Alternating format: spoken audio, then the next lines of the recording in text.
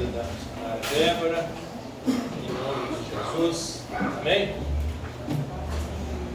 Senhor, meu Deus e Pai, em nome de Jesus, graças te damos, ó Pai, porque o Senhor é bom. Pai, quero apresentar a tua serva, a missionária Débora, Pai. Usa ela com poder e com graça. Fala conosco, Pai, em nome de Jesus. E que ela seja orientada pelo teu Espírito Santo e que ela tenha liberdade para ministrar a palavra aos nossos corações. Assim oramos e abençoamos a missionária no nome precioso de Jesus. Amém? Seja uma bênção. Glória a Deus. Aplauda Jesus.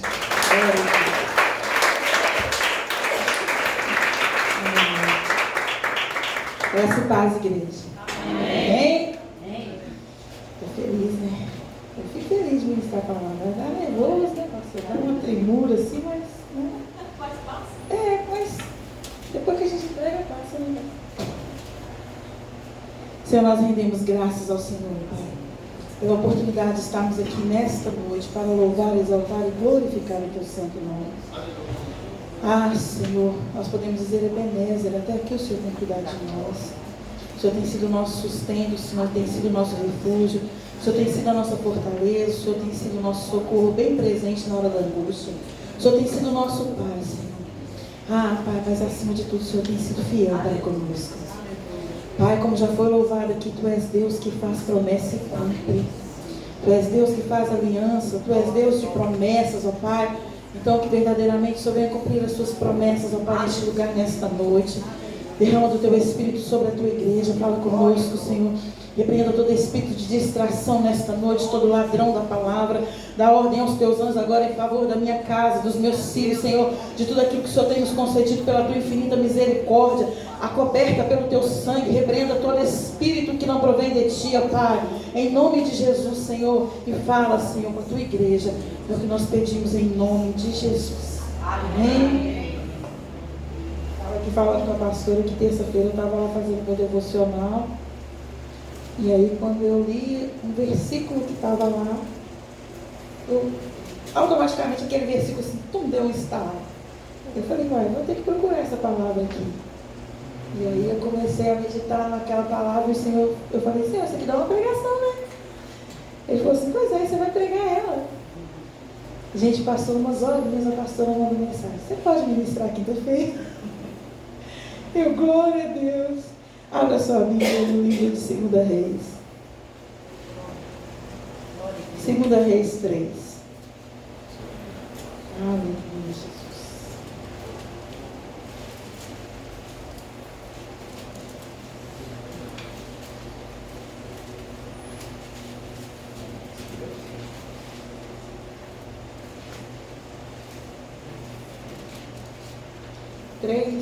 Vamos ver a partir do 15.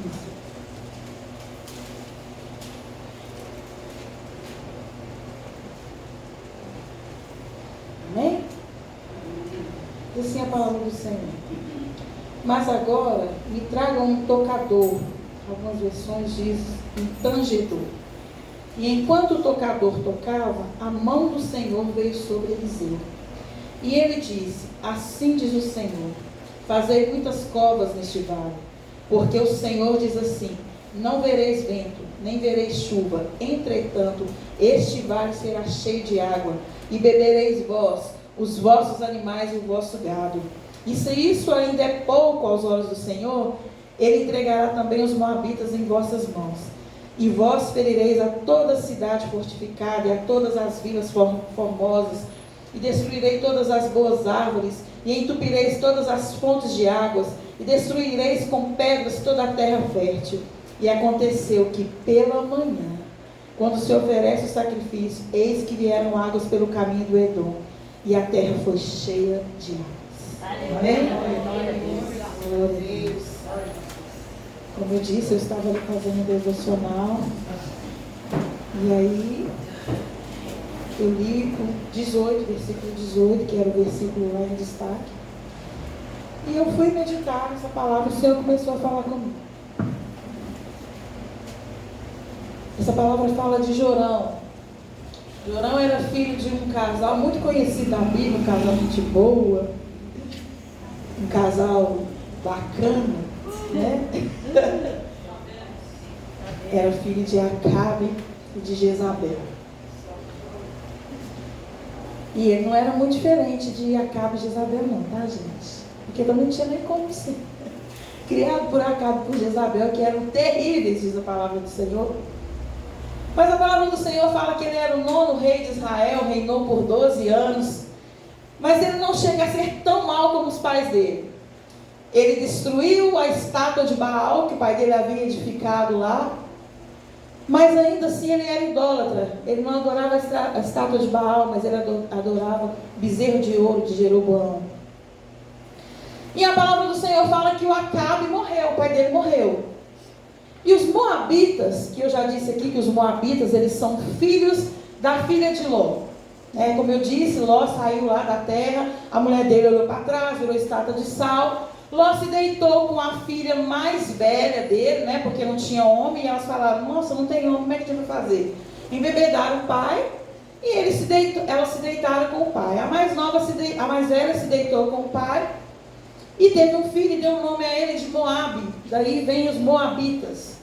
Os moabitas pagavam tributo todos os anos para Acabe. Todos os anos eles tinham que pagar tributo, porque ou pagava ou morria.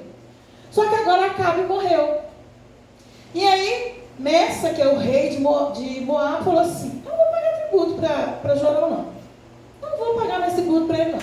Eu pagava para ele, para o pai dele, porque o pai dele era diferente dele, era mais bravo que ele, mas para esse menino não vou pagar, não.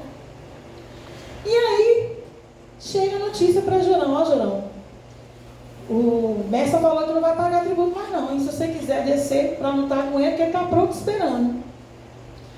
A palavra do Senhor fala que Jorão passa em revista ao seu exército, e ele vê que dele ele não tinha condição nenhuma de lutar contra aquele rei Messa. Ele calculou e ele percebeu que sem chance, não tem como eu entrar nessa guerra sozinho.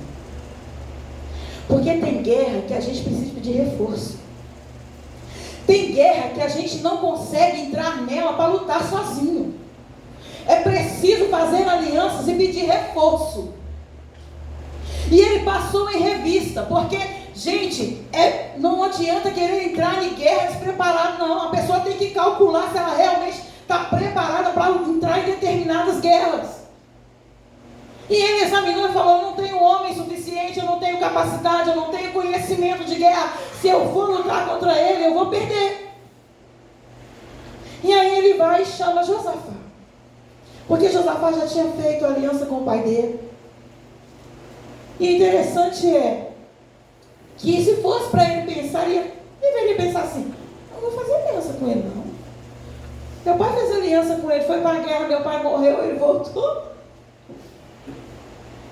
Só que tem hora que não é a gente que escolhe com quem vai fazer aliança. A gente tem mania de querer escolher as pessoas com quem vai fazer aliança. Não vou fazer aliança com fulano porque fulano é influente. Não vou fazer aliança com Beltrano porque Beltrano tem conhecimento de Bíblia. A pessoa tem intimidade com Deus.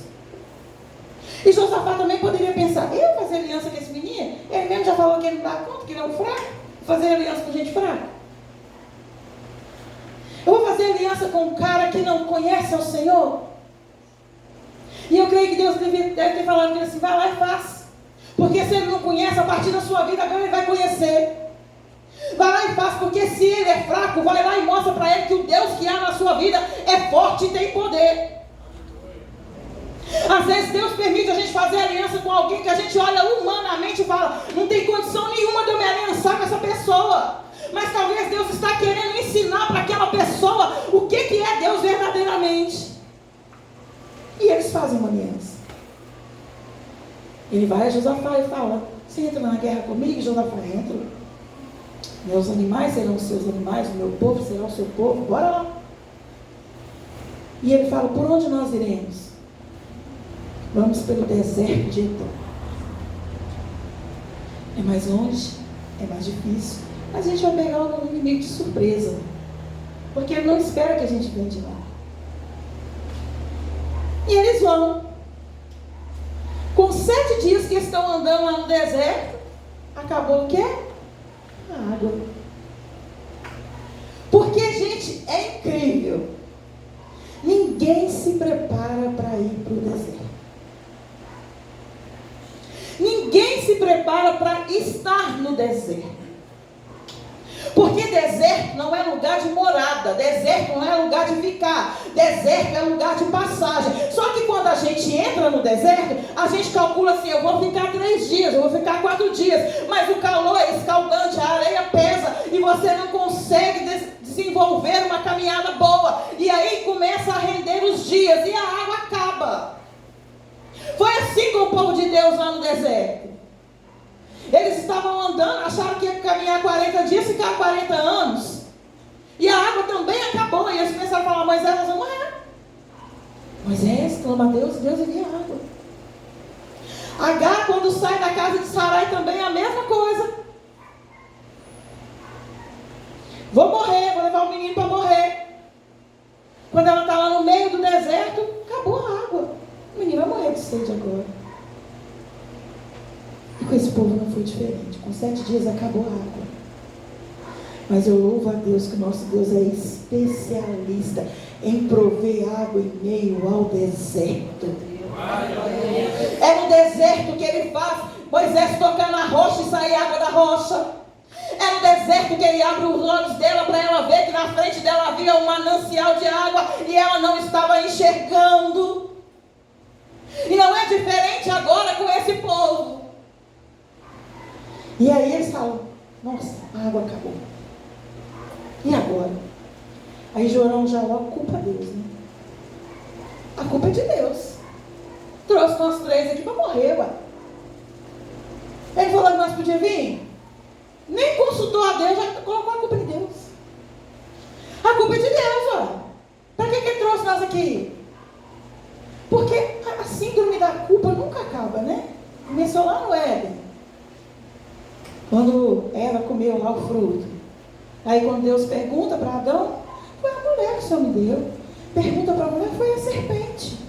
E eu vi um pregador falando esses dias, se pergunta para a serpente, ela vai falar assim, a culpa é do Senhor que me expulsou do paraíso, me expulsou lá do céu. Se eu tivesse quietinha lá, não estava aqui atenta na Eva. Sempre culpa. Marta e Maria, Lázaro morreu quando Jesus chega e fala, se o Senhor estivesse aqui, ele não teria morrido. Estamos sempre querendo culpar a Deus por causa das nossas frustrações, por causa daquilo que não dá certo, por causa daquilo que não rompe na nossa vida. Ah, Deus, por que o Senhor não me avisou? Ah, Deus, por que você não permitiu? Ah, Deus, por que aconteceu isso comigo? Eu oro. Ah, Senhor.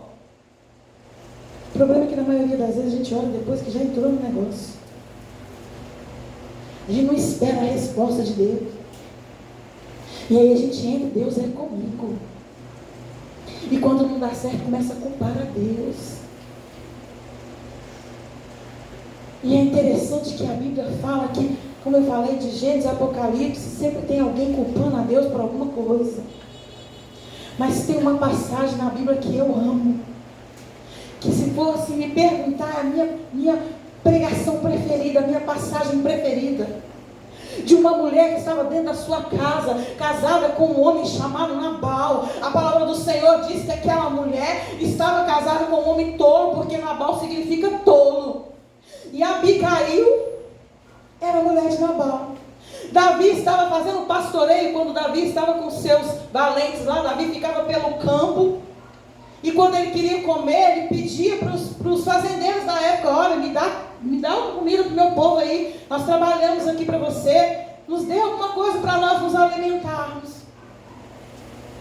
E a palavra do Senhor diz que Davi tomou conta do rebanho de Nabal. E Nabal está lá fazendo uma festa do tosqueou os animais, está fazendo um churrasco, fazendo uma festa.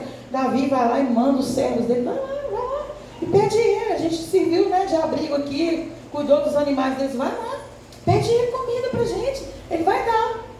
Quando chega lá, Nabal fala, Davi, quem é Davi? Não conheço Davi. Desdenhou de Davi, desfez de Davi. E aí os homens vão embora e falam para o Davi assim, ó, Davi, ele vai lá não, viu? Falou que nem te conhece. E um dos servos chega para Abigail e fala assim, olha Abigail, Davi teve aqui, pediu comida e Nabal não deu não, viu? E se eu bem conheço Davi, ele já deve estar chegando por aí para matar todo mundo. Verdade, Davi já tinha armado, pegado 400 dos seus homens e falou, vamos descer lá, vamos matar todo mundo, não vai sobrar ninguém. Vamos exterminar com a raça de Nabal. E aí a mulher, gente, pega o jumento, coloca comida para Davi e vai ao encontro de Davi. Quando ela chega diante de Davi, ela faz uma das orações mais lindas da Bíblia. Ela chega para Davi, se prostra diante de Davi e diz para Davi assim: me perdoe, meu Senhor, minha seja a culpa, porque eu não vi o teu servo. A mulher não viu o servo, a mulher não sabia do que estava acontecendo, a mulher não tinha culpa de nada, mas ela não culpou o marido dela. Quando ela chegou diante de Davi, ela disse: minha seja a culpa. Ela tomou a culpa para ela. E como eu aprendo com essa mulher? Porque ela poderia chegar e dizer: meu marido é um tolo, meu marido não sabe o que faz, meu marido é insensato, a culpa é dele. Mas ela chega diante de Davi, se prostra e fala: minha seja a culpa. Ela tomou a culpa dos erros do marido dela para ela. E sabe quem fez essa oração? Jesus lá na cruz do Calvário. Perdoa-lhes, porque eles não sabem o que fazem. Jesus tomou as culpas, minha e sua, lá na cruz. Ele diz: minha seja a culpa, meu seja o pecado. Assim como Abigail, Jesus não tinha feito nada de errado. Assim como Abigail, Jesus não tinha nenhum problema de servir aquele homem, mas ela tomou a culpa para si. Jesus tomou a minha e a sua culpa para ele. Sem ter feito nada, sem ter pecado, ele tomou a minha e a sua culpa. E a gente, no primeiro probleminha que tem culpa é ele. Culpamos ele. E ela diz: minha seja a culpa. Volta para casa. O homem está festejando, bêbado. Ela não fala nada, gente. Isso a mulher sabe, Juliana. Não falou nada com o cara. Podia chegar e falar: já fui lá, resolvi o problema que era seu. Ela entra, muda, sai calada, vai dormir. Tomou a culpa para si. E por causa disso, Davi poupou a casa de Nabal. E aí Jorão disse: a culpa é de Deus. Foi ele que permitiu a gente vir aqui, sair 3 reis para vir aqui, a gente já não veio. E agora, como é que vai ficar esse negócio aí? Nós saímos de lá para morrer? Aí Josafá fala assim: vamos consultar um profeta? Tem algum profeta aí? Mas Josafá já deixa bem claro, pastor: um profeta do Senhor. Porque os profetas que Jorão conhecia eram os profetas de Jezabel. Jezabel tinha 400 profetas que falavam só o que ela queria ouvir. Mas Josafá fala: eu quero um profeta do Senhor. E aí alguém fala assim: tem Eliseu, filho de... esqueci o nome. Ai, Senhor. Diz assim, ó.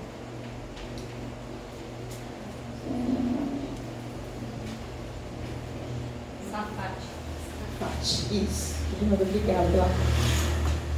Eliseu, filho de Safate, servo de Elias, aquele que lavava as mãos de Elias.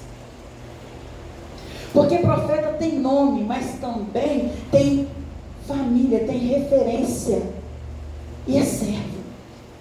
Antes dele ser profeta, ele era servo de Elias. E aí eles dizem: tem. E aí Josafá é quem diz: e é homem de Deus, Deus fala na boca dele, chama ele lá. Só que Eliseu não foi não. Foram eles que tiveram que descer até onde Eliseu estava. Porque Eliseu, gente, ele tinha tanta certeza que Deus era com ele, que ele não se ficava maravilhado por causa de título nem de posição. 3 reis. Ué, mandei eles vir aqui, ué. É isso que quer falar comigo? Às vezes esse aqui. Ele poderia falar assim, são 3 reis, vai lá você, vai lá. Isso é rei, isso é profeta. Quer falar comigo? Vem cá. Foi isso que ele fez com Naamã. Naamã chegou lá todo posudo, falando, nossa, agora vai me receber, né? Porque eu sou o chefe lá do exército lá. Ele nem chegou lá para ver o homem, só mandou um recado. Manda ele mergulhar 7 vezes lá no rio. E aí quando eles chegam até lá, a palavra do Senhor diz que quando ele olha para Jorão, ele fala para Jorão assim, o que você está fazendo aqui, meu filho? Vem fazer o que aqui? Você não gosta de consultar, não é Baal? Você não gosta de se prostrar, não é diante lá do bezerro de ouro? Olha, eu vou te receber e te atender por causa de Josafá. Porque se não fosse por ele, eu nem na sua cara orava. Eu te dispensava da porta mesmo. Mas por causa de Josafá, que é homem de Deus, eu vou te receber. Está vendo a importância de andar com homem e mulher de Deus? Porque tem certas portas que se abrem para homem e para mulher de Deus. Não adianta ter título, não adianta ter nome, não adianta ter fama, não adianta ter dinheiro. Se não estiver em intimidade com o grande eu sou, que ele diz que ele é a porta, não adianta. É ele que abre porta, é ele que fecha a porta. Ele diz que ele tem a chave de Davi, que abre que ninguém fecha, que fecha que ninguém abre. Está explicado por que Deus permitiu Josafá ir com Jorão. Porque se Jorão vai sozinho, Eliseu não recebia ele. E aí, quando eles chegam, creio que eles contaram, né? O que estava acontecendo. E Eliseu fala assim, traz um tangedor lá para mim. Alguns historiadores falam que Eliseu ficou tão irado com Jorão, que a presença do Senhor se retirou. E ele pediu um tocador, para que a presença do Senhor voltasse. E é interessante como Deus tem falado acerca de louvor e de guerra, de vencer guerras com louvor. Tangedor era aquele que tocava um instrumento de corda. Davi era um tangedor. A palavra do Senhor diz que quando Saul estava endemoniado, que os demônios tinham tomado conta de Saul, alguém levanta e fala, se conhece alguém para poder tocar a harpa, para expulsar os demônios de Saul, e alguém fala, eu conheço um jovem, e chama Davi, Davi vem e toca a harpa, e a palavra do Senhor diz que enquanto Davi tocava a harpa, os demônios saíam de Saul, e Saul ficava tranquilo.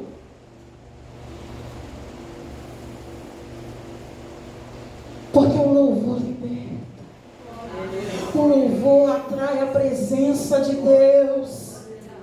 É por isso que a gente fica aqui em consagração. Os levitas da casa têm consagração toda semana, todo mundo tem uma escala de jejum. É por isso que a gente procura fazer a melhor forma possível. Não é para agradar a igreja, mas é para que a presença do Senhor seja real neste lugar. O louvor não é para cantar, esperar o povo chegar na igreja para ouvir pregação, não. O louvor é que atrai a presença de Deus. Então quando você chegar aqui dentro dessa casa, abre a sua boca e comece a louvar, para que a presença do Senhor se manifeste.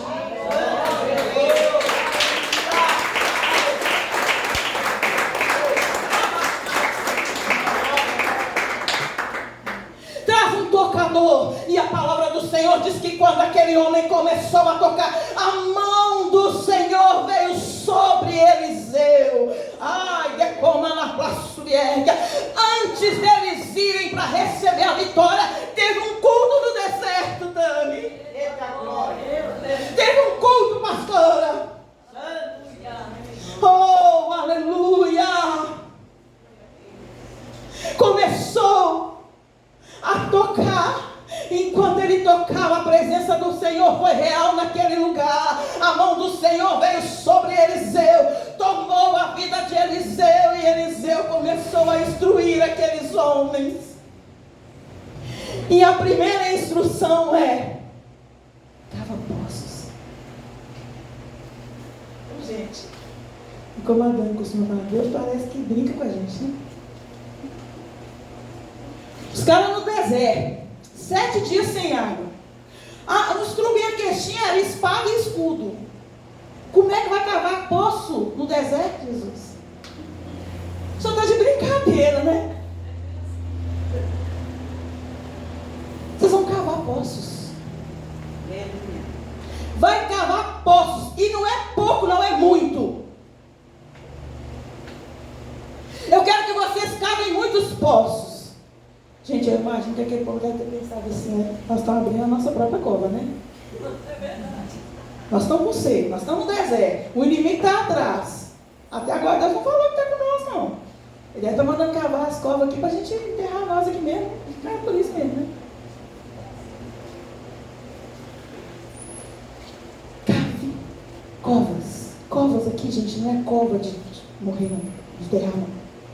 É como se fossem piscinas, como se fossem lagos. Eram buracos. Cavem covas. Porque tem coisa que é para Deus fazer, mas tem coisa que Ele deixa para nós fazermos. Porque Ele estava achando que ia chegar lá e que Deus ia entregar a vitória de bandeja para eles assim. Deus falou, não, vocês vão cavar cova no deserto. Glória a Deus. E não é pouca, é muita. Porque aquilo que é para mim e para você fazer, Deus não vai fazer. Tem coisa que é para mim e para você fazer. Quando Ele foi ressuscitar Lázaro, Ele falou, tirai a pedra.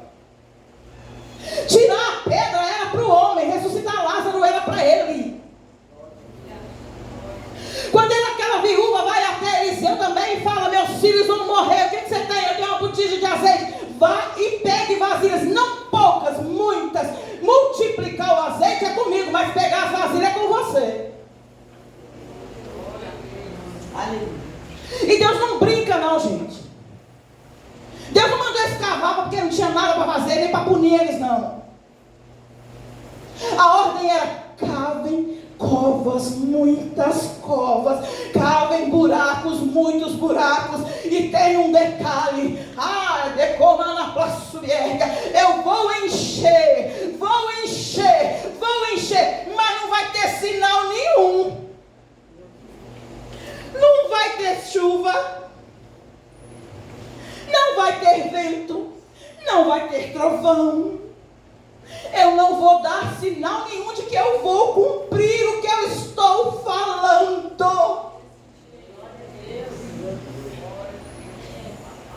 Momento de exercitar a fé, Fernanda. Porque tem hora que Deus fala, mas Ele não dá sinal nenhum. A gente olha e fala, Deus, o Senhor mesmo que falou, eu não estou vendo nada. Nada está acontecendo, tudo continua igual. Mas Ele está esperando que você faça a sua parte para que Ele entre com a dele.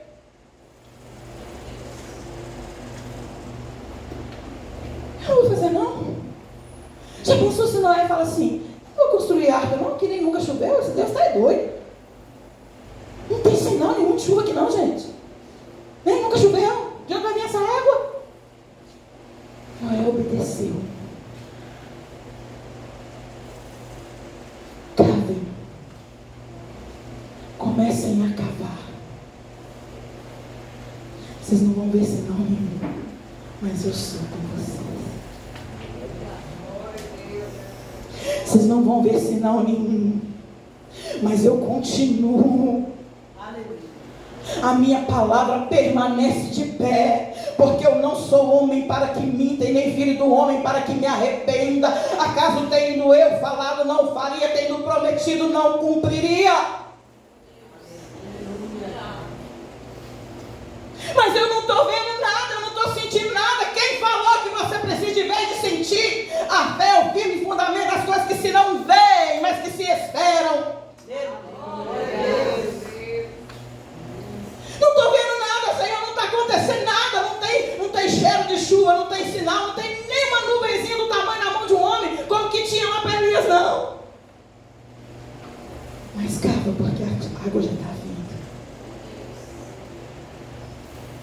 E eu venho da parte de Deus dizer para mim, para você nesta noite, o Senhor falou que é tempo de cavar. É tempo de cavar valas, buracos, piscinas, lagoas, nesse lugar que você está achando que é improdutivo, que não vai ter nada, que não vai dar nada, que não vai florescer, não vai acontecer nada. É lá que é para cavar.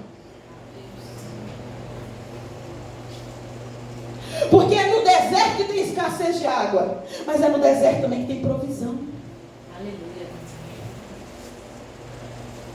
É no deserto que tem beleza, tem dificuldade, mas também tem a presença do Senhor. Porque de dia era nuvem, de noite era fogo. Aleluia. Senhor, o Senhor está de brincadeira comigo, eu não estou tendo força. Eu estou sem beber água. Pois é, então cava. Porque eu vou derramar água, muita água, não é pouca não, é muita água que eu quero derramar. Ei, a água é o Espírito Santo, e Ele está dizendo, não recebeu ainda, não conseguiu ainda, porque está cavando pouco. É para cavar muito, porque eu quero derramar um temporal, eu quero inundar as covas, eu quero encher a ponto de você ser como Ezequiel, começar no tornozelo e subindo para o joelho, chegar nos artérios, até chegar um momento que você não tenha mais controle.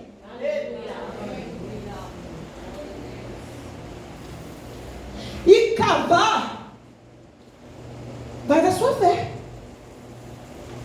Ah, eu cavei. Cavou um buraquinho que cabe nem umas bolinhas de gude direito. Eu obedeci, eu cavei.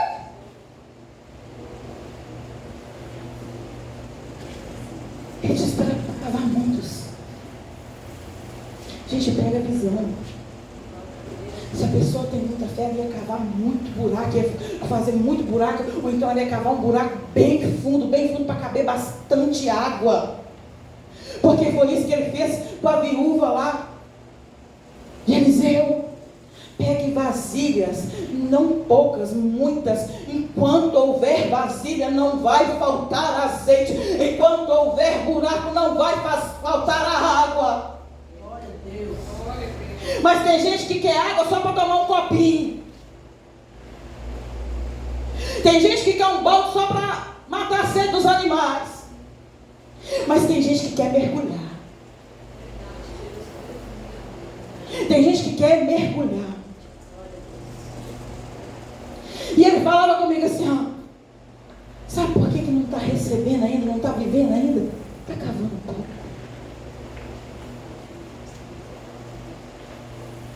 Está cavando raso, pastora. Cava mais. Cava mais. Porque quanto mais você cavar, mais eu vou derramar da água. Quanto mais você cavar, mais eu vou fazer a água vir, mais eu vou matar sua sede. Ele disse para aquela mulher, mulher, se tu beber a água que eu te der, nunca mais você vai ter sede. Ei, é a gente que limita o poder de Deus. Ele está querendo fazer com que venha uma enxurrada neste lugar. Ele está querendo que o Espírito Santo tenha liberdade de fazer o que ele quer neste lugar. A promessa neste lugar de avivamento. E sabe por que não chegou ainda? Porque nós não estamos cavando.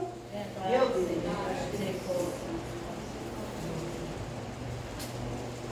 Neste lugar Deus quer fazer diferente. Porque tem lugar, gente, que Deus já não se faz presente há muito tempo. Mas aqui Ele se faz presente e Ele quer que haja um avivamento neste lugar. Aleluia. Mas para ter, preciso cavar. Senhor, mas eu não tenho nem instrumento para cavar. E minha filha, pega o que você tem. Usa a sua mão. Eu não tenho enxada. Eu não tenho pá. Como que eu vou cavar? Começa com o que você tem. Começa com um versículo por dia. Começa com um louvor por dia. Começa com 1 minuto de oração por dia. Mas comece a cavar. Porque à medida que você vai cavando, o buraco vai afundando, vai afundando, vai afundando, vai afundando. E quando você vê, vai se tornar uma piscina. E o Espírito vem e te inunda.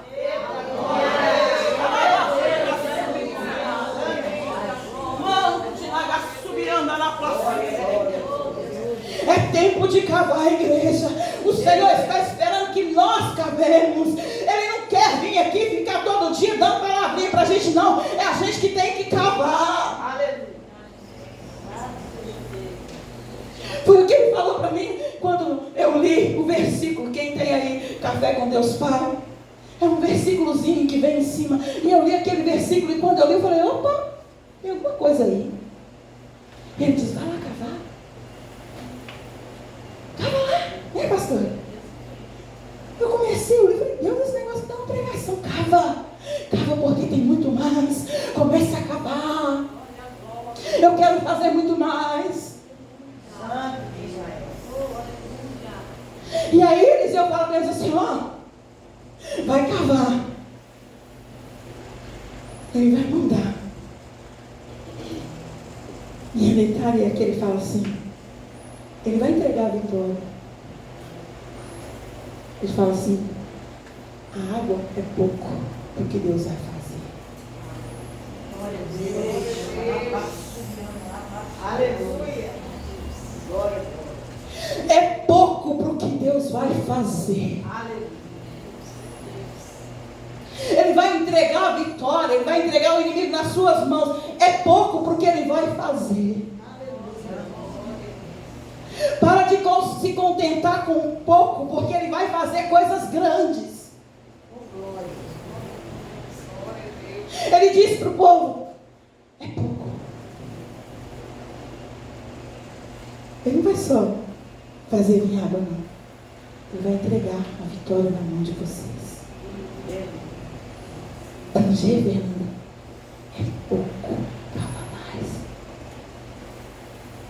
Adorar, Deus, é pouco, cava mais. Cava mais. Porque a palavra do Senhor fala em Efésios 3:20 que Ele é poderoso para fazer infinitamente mais do que tudo aquilo que nós pedimos ou pensamos, conforme o seu poder. É pouco. Vocês estão achando que é só entregar o inimigo na mão de vocês? É pouco. Vocês estão achando que é só vir aqui e cantar? É pouco. Está achando que é fazer oração de miojo de 3 minutos todo dia? É pouco, cava mais.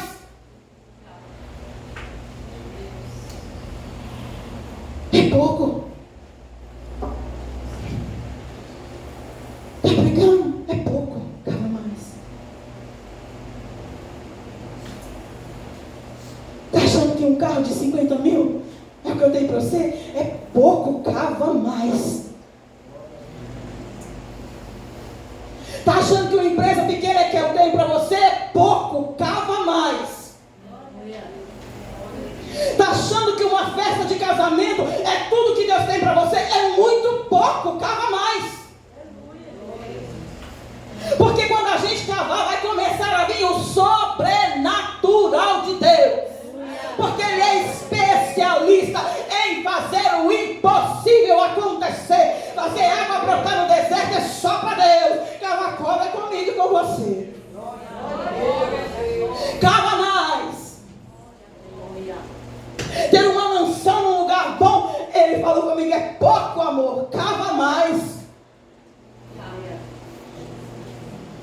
Está se contentando com pouco, eu tenho tanto.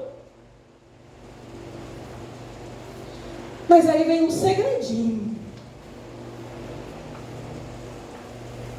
Aí Eliseu veio e falou assim, já louvou? Já cavou? Agora é hora de ofertar.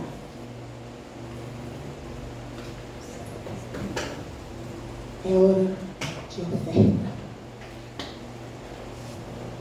Porque entregar depois que recebeu, pastor, é muito fácil. Dar depois que já recebeu é muito fácil. Vai entregar agora o que tiver. O Senhor quer a oferta aqui de sacrifício. Eu quero que tragam as ofertas. Gente, foi um culto. Teve louvor, teve palavra, teve oferta. Detalhe, antes da vitória chegar. Ah, Senhor, porque se o Senhor liberar aquele dinheiro que eu tenho no banco, eu vou te dar tantos por cento. Dá agora. Não espera não. Senhor, se eu vender aquela casa, eu vou te dar tantos por cento. Faz agora. Começa a celebrar a vitória antes dela chegar. Traz à existência aquilo que não existe. Começa agora. Começa a entregar agora. Não, porque quando eu estiver no grupo de louvor, entrega o seu melhor agora. Não, porque quando eu pregar, prega agora a sua melhor pregação, nem que seja para você na frente do espelho. A Camila Barros fala aí, gente, que a mãe dela saía, todo mundo saía, ela pegava lá o controle da televisão e ficava pregando lá para as paredes da casa sozinha, pregando, e aí ela pediu a oferta, e aí ela fazia um culto sozinha. E ela disse que tudo que ela fez lá no oculto, lá no cantinho dela, ela vive hoje. Ela cantava, ela pregava, ela pedia oferta, e a presença do Senhor manifestava para ela ali dentro da casa dela. Antes dela viver o que ela vive hoje, ela já entregou lá na casa dela, um cômodo pequenininho, que ela mesma fala que a casa dela era pequenininha, começou lá, ela entregou o melhor dela lá, pregando para ela, falando para ela mesma. Mas a gente fica esperando as coisas acontecer para poder fazer. Não porque quando meu filho crescer, não porque quando meu marido converter, não porque quando acontecer aquilo, e vai adiando e não faz nada. É para entregar antes da vitória chegar. Entrega. Aí vocês vão ver o milagre acontecer. Acabou o culto, foram para casa. Eu estou falando, gente. Acabou a reunião, foram dormir. No outro dia de manhã, Deus manifestou a glória dele naquele lugar. Porque o choro pode durar uma noite, mas a alegria ela vem pela manhã, como nós já louvamos aqui. Deus prometeu que ia entregar os inimigos na mão deles, e entregou. Porque Deus, quando Ele faz uma promessa, Ele cumpre. A gente recebe promessas de Deus e esquece, mas Deus não se esquece. O homem não esquece. A palavra do Senhor fala que Davi e Jonatas, eles eram amigos, fizeram amizade, ficaram amigos. E aí um prometeu para o outro, ó, se você morrer primeiro, você cuida dos meus. Davi falou, se eu morrer primeiro, Jonatas, você cuida dos meus filhos. E Jonatas falou, se eu morrer primeiro, você cuida dos meus filhos, Davi. Combinado? Combinado. Fizeram uma promessa. Aí Davi virou rei, Saul morreu, o Jonatas morreu. Um dia Davi está lá no seu palácio lá. E ele falou assim, ainda existe alguém da linhagem de Jonatas para que eu possa cumprir a promessa que eu fiz? O servo dele falou, tem.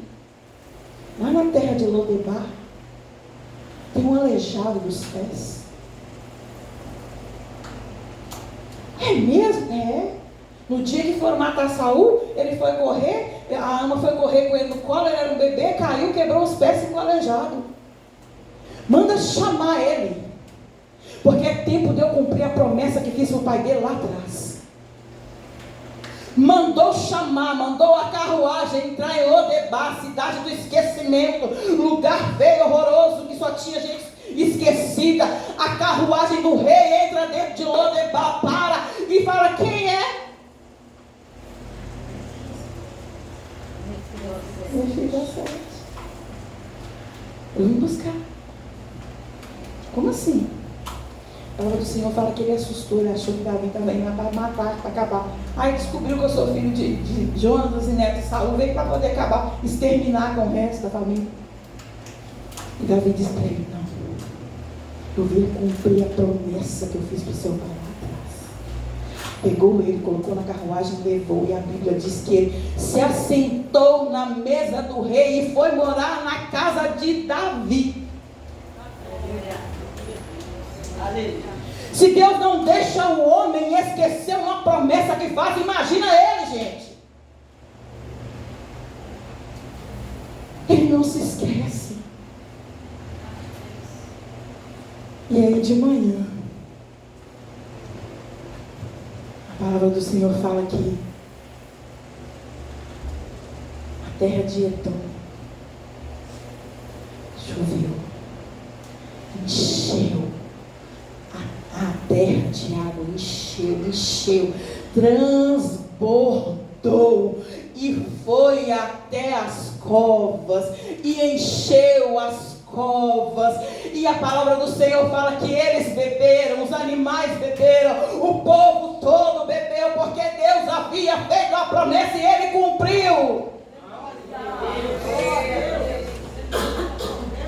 Veio a água, encheu todo o lugar. Tinha água agora para todo mundo que quisesse.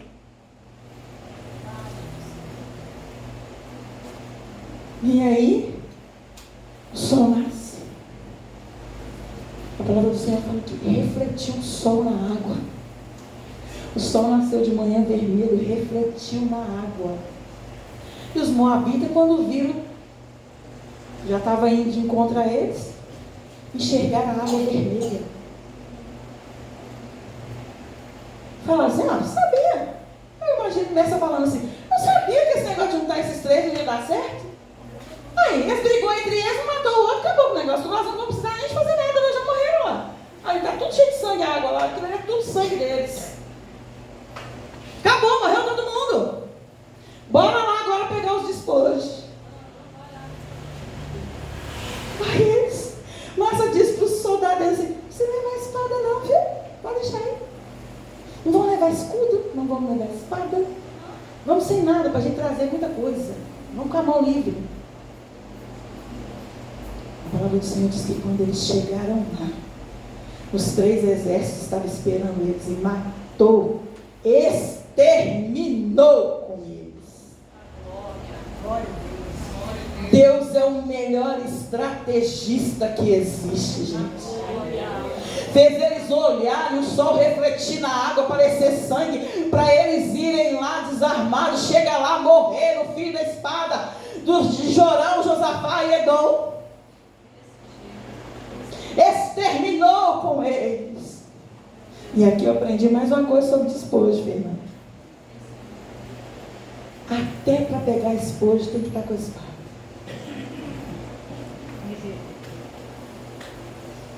Até para pegar o esposo não pode largar a espada, porque se vai pegar esposo sem espada, morre. Porque soldado de Cristo não larga a espada. Está na luta, está na peleja, usa a espada.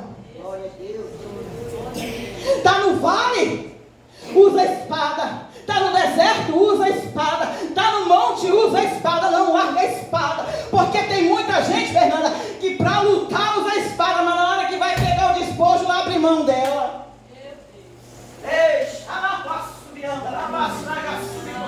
Porque o despojo vale mais do que a espada.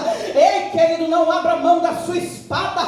Pode ser o melhor despojo, pode ser o tanto de ouro que for, pode ser o tanto de prata que for, pode ser o tanto de bem que for. Nada vale mais do que a minha espada.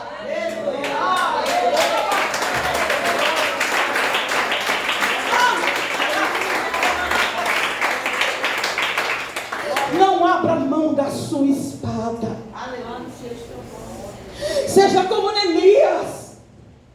Com uma mão usava a ferramenta para trabalhar, mas com a outra estava com a espada.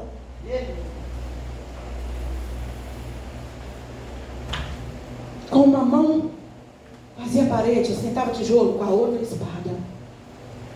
Porque na hora que o inimigo viesse, a espada já estava na mão. Era só manejar.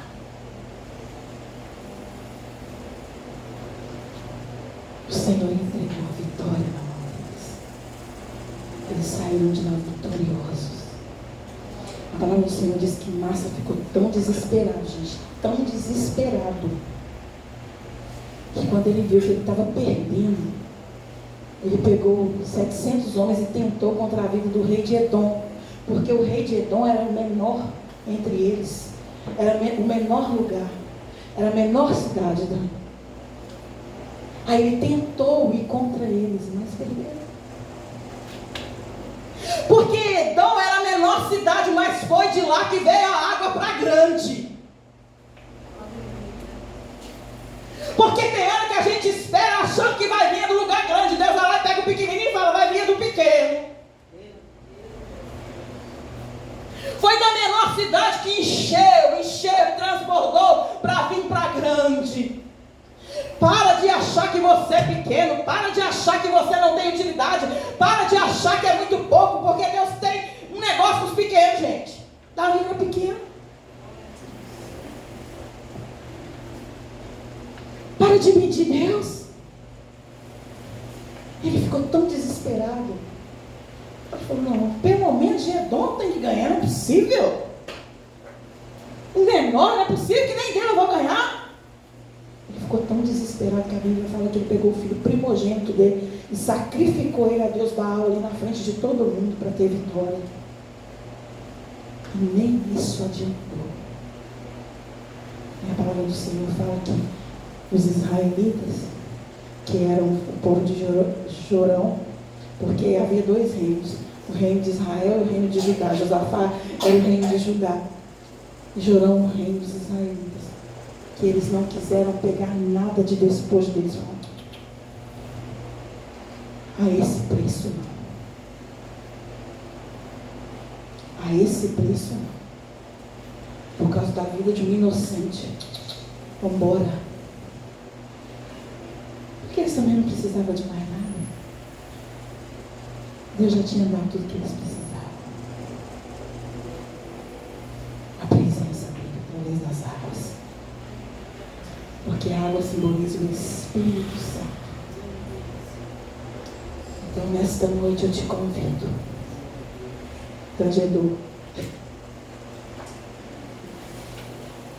é tempo de cavar. E não era na sua casa não, que o Senhor falava comigo assim, é para cavar aqui e agora.